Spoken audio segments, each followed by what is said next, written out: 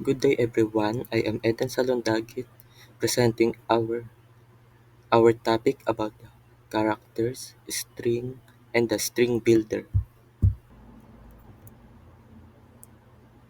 In this topic, we will discuss about the understanding of string data problems.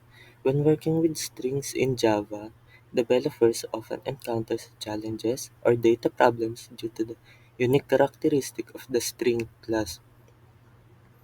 And today we will discuss about some examples of the string data problems.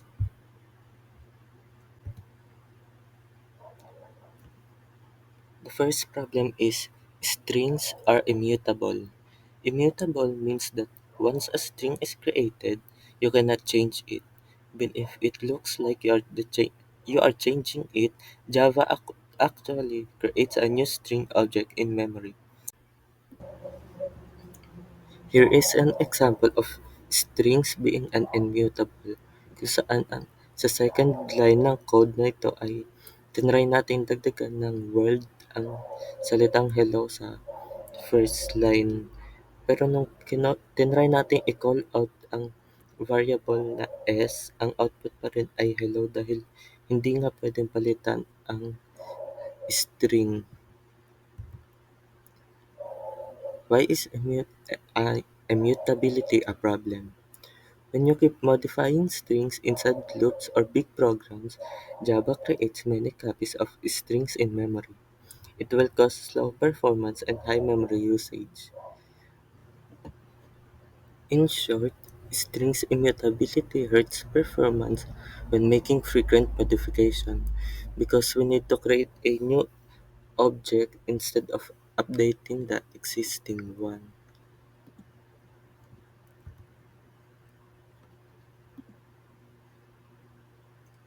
Now, onto the manipulating characters.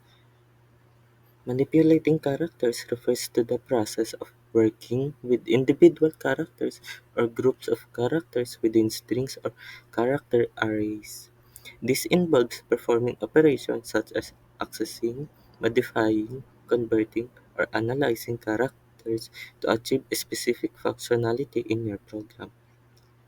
Java provides several tools and methods for character manipulation, primarily through the string class, character class, and arrays. Now onto the char data types. Java provides the char data type to store a single character. So sa character daw ay nag-i-store lang tayo ng isang single character. Now onto the character class. Java provides a character class with many useful methods to work with characters.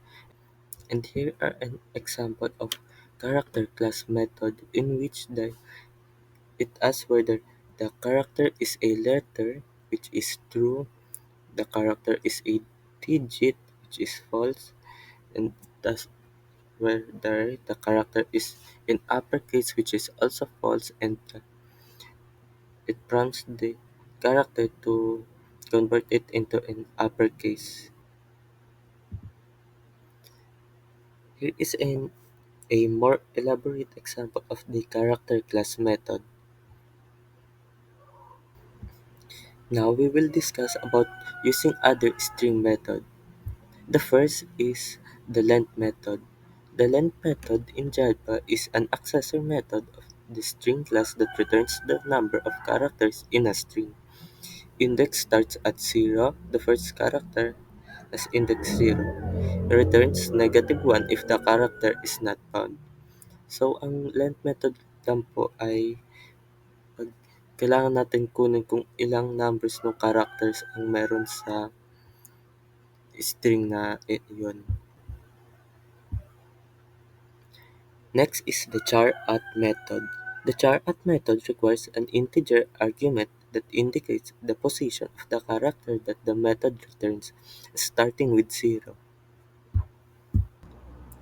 So sa char@ method naman po ay ini-indicate lang to ang character based on the integer that na binigay natin. Next naman ay ang equals method. The equals method is used to evaluate the contents of two string objects to determine if they are equivalent. So, ginagamit natin ang equals method para i-compare ang dalawang object and to know kung equivalent ba sila sa isa't isa.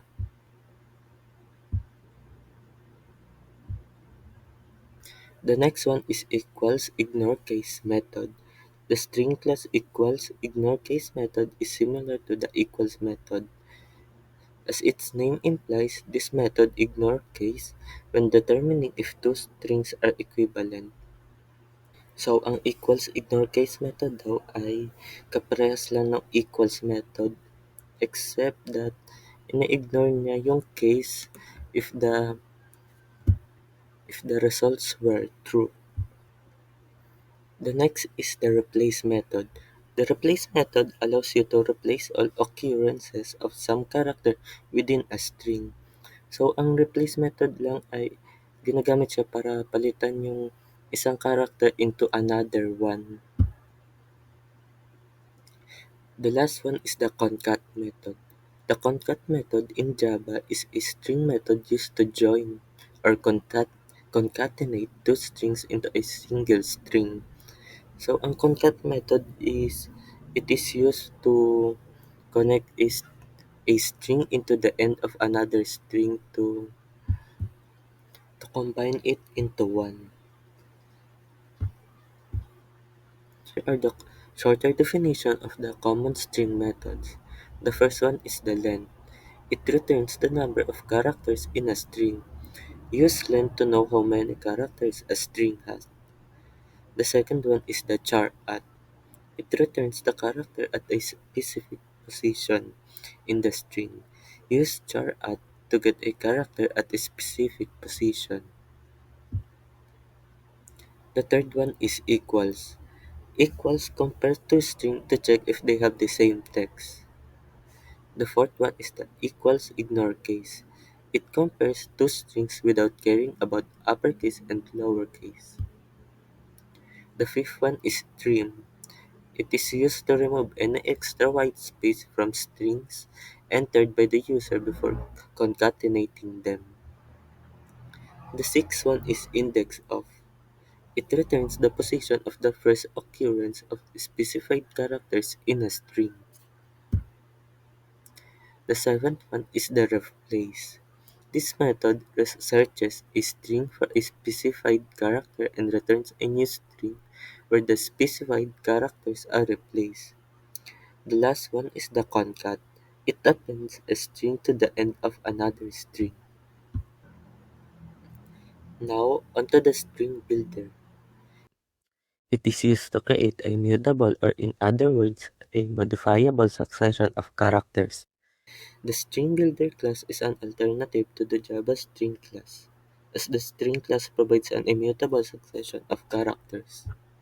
Here are some examples of the string builder class. The first one is the setLength. The setLength method in Java is a string builder method that allows you to change the number of characters in a string builder object. The second one is the capacity.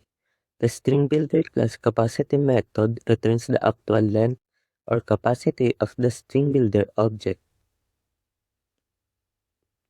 The third one is the append. The append method lets you add characters to the end of the string builder object. The fourth one is the insert method. The insert method lets you add character at a specific location within a string builder object. The fifth one is the set char at. The set char at is used to alter just one character in a string builder. You can use the set char at method, which allows you to change a character at a specified position within a string builder object. This method requires two arguments, an integer position and a character. The last one is the char at. One way you can extract a character from a string builder object is to use the char at method. The char at method accepts an argument that is the offset of the character position from the beginning of a string and returns the character at that position. Now finally here is the summary of our topic. First, characters, strings, and string builder explain how Java manages text and characters.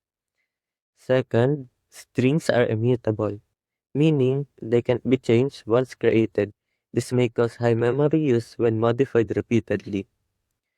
Third is the character class helps analyze and modify single characters.